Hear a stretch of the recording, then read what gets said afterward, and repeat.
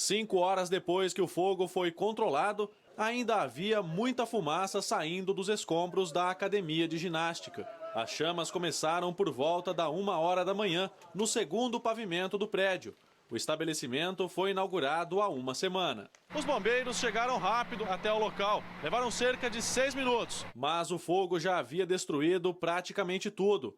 A academia não tinha o auto de vistoria do Corpo de Bombeiros e também precisava de adequações no sistema de proteção contra incêndios.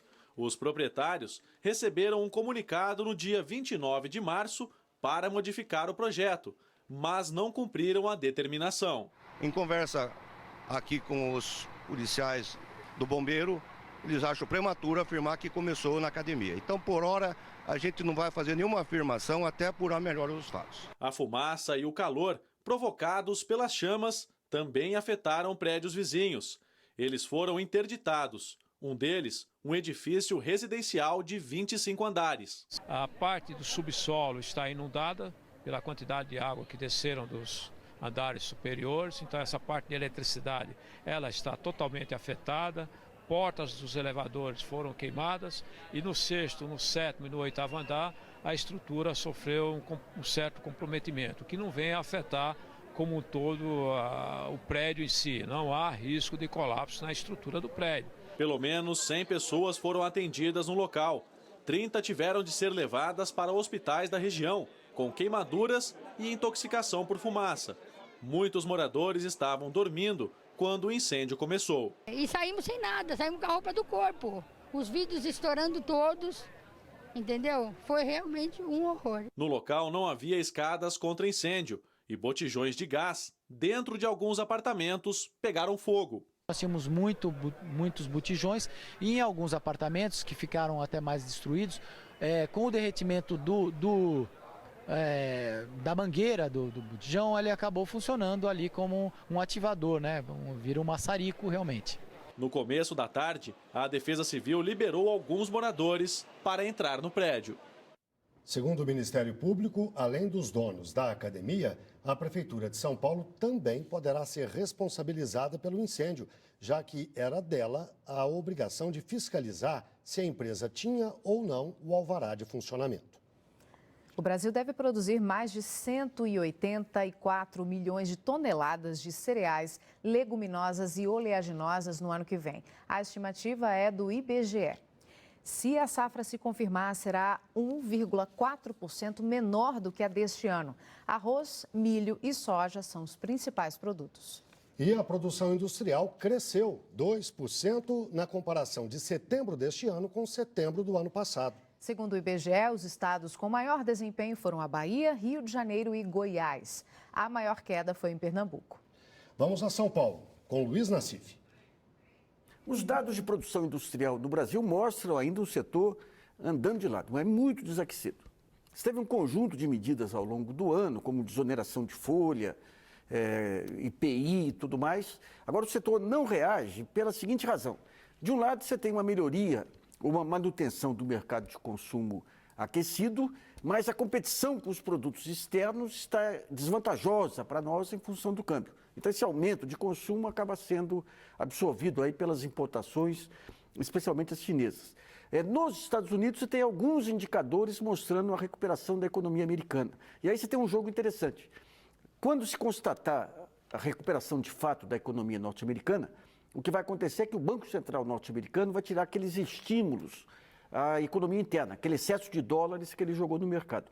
Tirando aquele excesso de dólares, a taxa interna americana aumenta um pouco e vai atrair recursos externos que hoje vêm para o Brasil para financiar as contas externas. Então vai ter algum soluço no câmbio. Mas, por outro lado, significa que uma recuperação do mercado norte-americano vai melhorar as exportações de manufaturados brasileiros, que tem lá o seu principal cliente. Então, é um jogo de perde e ganha. Perde do lado financeiro, as taxas de juros, o câmbio aqui vai ter alguma desvalorização, ganha-se do lado de aumento das exportações de manufaturados. Mas, no geral, a tendência vai ser a produção industrial continuar andando de lado por aqui.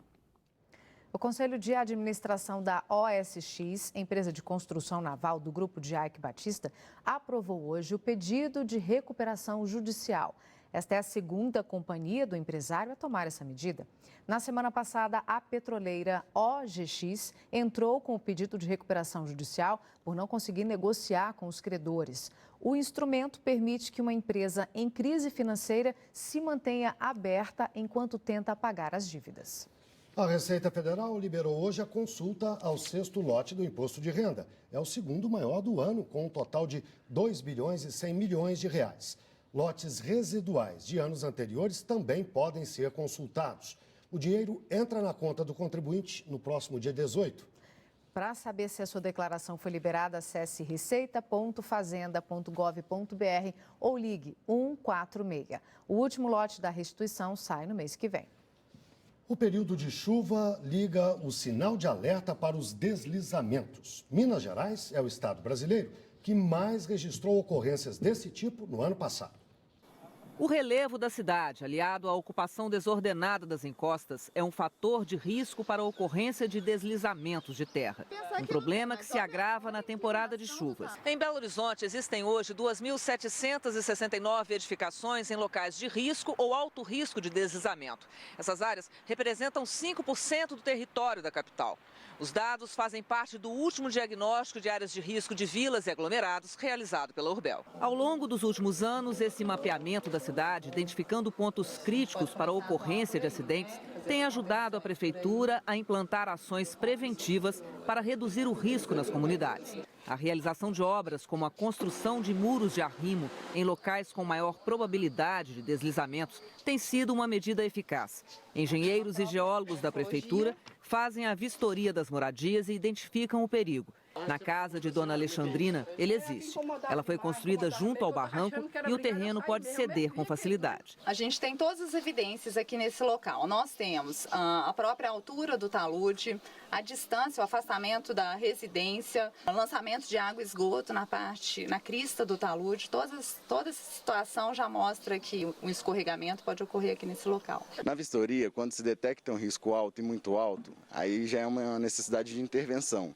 Então a gente, a princípio, faz uma remoção temporária ou definitiva do morador e executa a obra necessária para ele que volte a ter segurança em sua casa. A identificação de áreas potencialmente perigosas e, a partir daí, a elaboração de planos de contingência são essenciais na prevenção de acidentes. Mas Major Edilan Arruda alerta os moradores de áreas de risco para a importância da observação de alterações nos terrenos e nas casas. Qualquer coisa que está fincada no solo, ou seja, uma cerca, uma estaca, uma árvore, qualquer coisa fixa e que esteja inclinando, quer dizer que está tendo uma movimentação do solo. Então, imediatamente sair, procurar a Defesa Civil para fazer uma vistoria. Essas dicas que a gente viu aí valem para todas as cidades brasileiras. Afinal, o problema é nacional. E a Urbel, citada na reportagem, é a Companhia de Urbanização de Belo Horizonte. Bem, o que faz um povo feliz? Essa pergunta foi feita por um instituto de pesquisas em 142 países. A Noruega foi eleita, mais uma vez, como a nação mais feliz do mundo. Daqui a pouco você vai ver a posição do Brasil. E a gente quer saber o que é felicidade para você. Felicidade para mim é principalmente estar bem comigo, com a minha família, né? E, bem, estar de bem com a vida. Felicidade para mim é estar com a minha família em primeiro lugar. E ter um bom emprego, viver bem. Cristina Villarreal, do Rio de Janeiro, respondeu: felicidade para mim é viver o fim da corrupção e da desigualdade social. Participe você também, facebook.com/Repórter Brasil na rede. E a seguir, Pablo Neruda não morreu por envenenamento. Essa é a conclusão dos exames feitos depois da exumação dos restos mortais do poeta chileno. E ainda mais da metade dos problemas de coluna na fase adulta está relacionada à sobrecarga de peso na adolescência. Por isso, é preciso ficar atento à quantidade de material nas mochilas dos estudantes. Os detalhes em 2 minutos.